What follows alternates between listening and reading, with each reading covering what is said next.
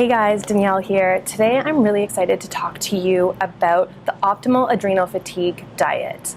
So my whole thing when it comes to diet, when it comes to nutrition, when it comes to hormone and your mighty adrenals is that it has to be simple. Guys, I know you are tired. I know you're exhausted. I know that you don't have time to make big, elaborate meals, and that is a-okay with me. What this is about and how we're going to dive into this program is super subtle, but the changes we're going to be making, though really simple, and though you may feel like you've heard a lot of them a lot before, when you kind of fine-tune just a couple little things, sometimes it just makes a huge difference in your daily energy. And there's a couple common things that I see a lot that I just want to address today, and I'm going to keep this list really concise and really simple so you can actually just start implementing these little tips and tricks right away into your world. Sound good? Okay, so number one, depending on the state of your adrenals, the state of your gut health, what's going on with your health, what you're eating, is going to be super important. And that's going to be important for a lot of different reasons. But what I mean by that is I'm not necessarily recommending that you just overhaul your diet completely overnight.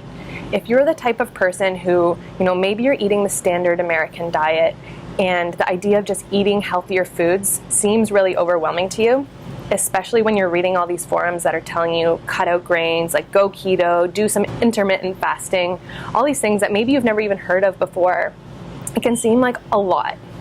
So, if that's you and you're just starting out eating healthier foods, I want you to really focus on adding more vegetables to your world if you can. If you don't like vegetables, then I'm going to recommend you find a great organic greens powder so you're getting those high doses of antioxidants and nutrients to your cells, because right now your body is depleted and needs them. So, if you don't like vegetables, if that's a real struggle for you, find a greens powder to supplement. But otherwise, I really want you to try some of the recipes that I'm sharing with you.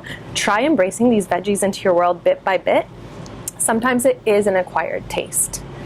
And so you're having more vegetables, and I really want you to be careful with the amount of sugar that you have, because blood sugar balance and adrenal health and hormones, they're super, super connected, and we have to get this in check if we want you to move forward with your recovery.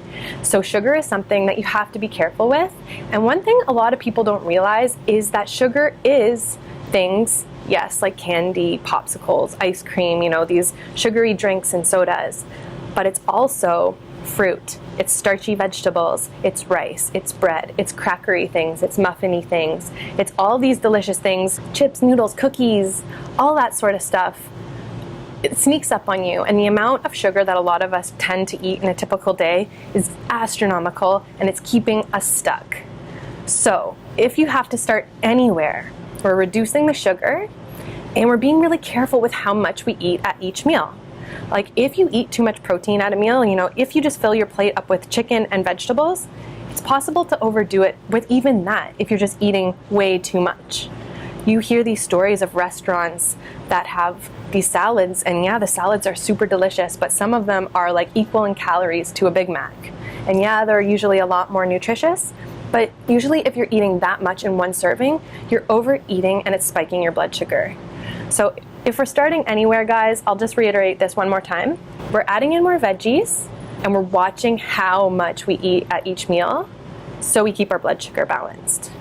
Which brings me to the next point. When it comes to blood sugar balance, I want you to be eating regularly. So it doesn't have to be huge meals. It doesn't have to be a big deal. Even if you just have a little handful of nuts or a little something midday between breakfast and lunch, just to get that level up so it doesn't crash down and set you up on a roller coaster for the rest of the day. I hope that sounds good as a starting place. I'm going to definitely be coming back to give you more tailored and more specific information on how to move forward with your diet. But right now, I really want you to just focus on those two things. More vegetables and being really careful with the sugar, and just making sure that you're eating regularly throughout the day. Those simple tweaks, guys, can have huge results. I'm so excited for you to give them a try. I will be jumping back in here really soon with more detailed information on how we can take the diet to the next level. So if that's too straightforward for you, don't worry, more is coming. Bye guys, have an awesome day, and if you do have any questions, just feel free to ask in the Facebook group. You know we're here to support you. You got this. Go get it.